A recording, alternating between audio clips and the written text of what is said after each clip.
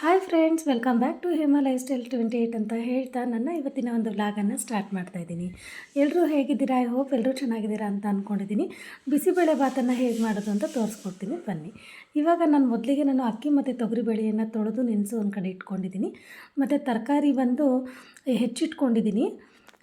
ನವಕೋಲು, beans, carrot ಹೆಚ್ಚಿಟ್ಕೊಂಡಿದ್ದೀನಿ. ಮತ್ತು ಬಟಾಣಿ ಕೂಡ ತೊಗೊಂಡಿದ್ದೀನಿ. ಇಲ್ಲಿ ಒಗ್ಗರಣೆಗೆ ಏನು ಮಾಡಬೇಕು ಅಂತಂದರೆ ಟೊಮೊಟೊ, ಈರುಳ್ಳಿ, ಕೊತ್ತಂಬರಿ ಸೊಪ್ಪು, ಕ್ಯಾಪ್ಸಿಕಮ್ಮು, ಕರಿಬೇವು, ಒಣಮೆಣಸಿನ್ಕಾಯಿ ಮತ್ತು ಚಕ್ಕೆ, ಸಾಸಿವೆ ಮತ್ತು ಅಚ್ಚ ಪುಡಿ, ಬೆಲ್ಲ ಮತ್ತು ಜೊತೆಗೆ ನಾನು ಹುಣಸೆಹಣ್ಣು ಕೂಡ ಒಂದು ಚೂರು ನೆನೆಸು ಇಟ್ಕೊಂಡಿದ್ದೀನಿ. ಮತ್ತು ಬಿಸಿಬೇಳೆಭಾತ್ ಪೌಡರ್ನು ತೊಗೊಂಡಿದ್ದೀನಿ. ತುಂಬಾ ಚೆನ್ನಾಗಿರುತ್ತೆ, ತುಂಬ ಈಸಿಯಾಗುತ್ತೆ. ಮಾಡೋಣ ಬನ್ನಿ. ಮೊದಲಿಗೆ ನಾವಿಲ್ಲಿ ಒಂದು ಬಾಣಲಿಯನ್ನು ಇಡಬೇಕಾಗತ್ತೆ. ಅದಕ್ಕೆ ಸಾಸಿವೆ ಮತ್ತು ಚಕ್ಕೆಗಳನ್ನು ಹಾಕ್ಕೊಳ್ತಾ ಇದ್ದೀನಿ.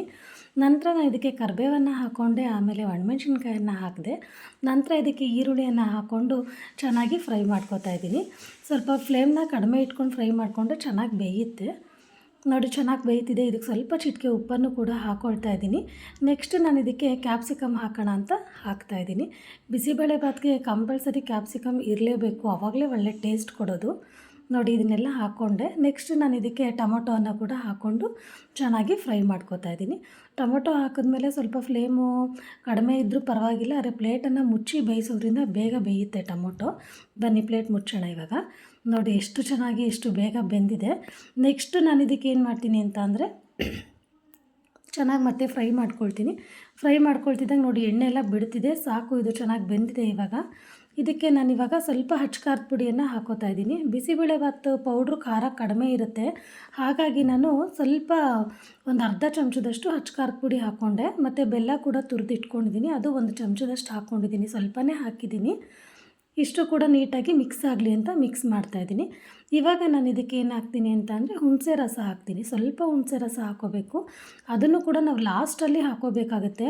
ಇನ್ನೇನು ಪೌಡ್ರ್ ಹಾಕೋ ಮೊಮೆಂಟಲ್ಲಿ ಹಾಕ್ಕೋಬೇಕು. ಫಸ್ಟೇ ಹಾಕ್ಕೊಂಡ್ರೆ ತರಕಾರಿ ಎಲ್ಲ ಹುಳಿ ಹಿಡಿಯುತ್ತೆ, ಚೆನ್ನಾಗಿರಲ್ಲ. ಲಾಸ್ಟಲ್ಲಿ ಸ್ವಲ್ಪ ಹಾಕ್ಕೊಳ್ಳಿ, ತುಂಬ ಚೆನ್ನಾಗಿರುತ್ತೆ.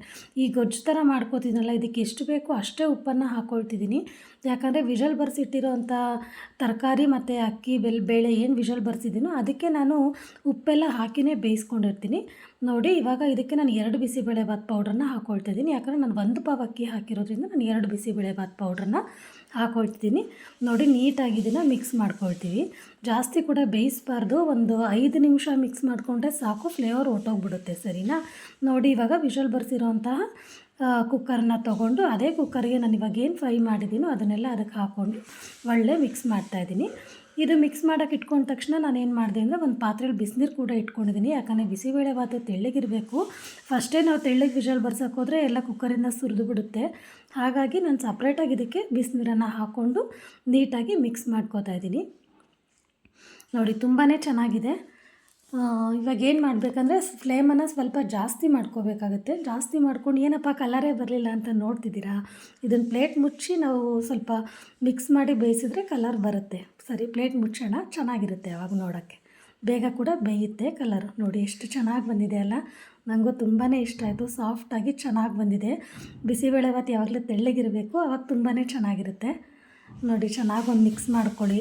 ಚೆನ್ನಾಗಿ ಮಿಕ್ಸ್ ಮಾಡಿಕೊಂಡು ಲಾಸ್ಟಲ್ಲಿ ಇದಕ್ಕೆ ಕೊತ್ತಂಬರಿ ಸೊಪ್ಪನ್ನು ಉದುರಿಸ್ಕೊಂಡ್ರೆ ಸೂಪರ್ ಬಿಸಿಬೇಳೆಭಾತ್ ರೆಡಿ ಅಂತಲೇ ಅನ್ಬೋದು.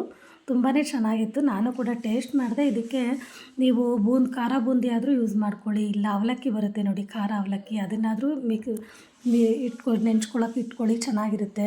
ಮತ್ತು ಪೊಟ್ಯಾಟೊ ಚಿಪ್ಸ್ ಕೂಡ ಚೆನ್ನಾಗಿರುತ್ತೆ. ನೋಡಿ, ಸಖತ್ತಾಗಿ ಬಂದಿದೆ, ಒಳ್ಳೆ ಹದವಾಗಿ ಬಂದಿದೆ ಅಂತಲೇ ಅನ್ಬೋದು.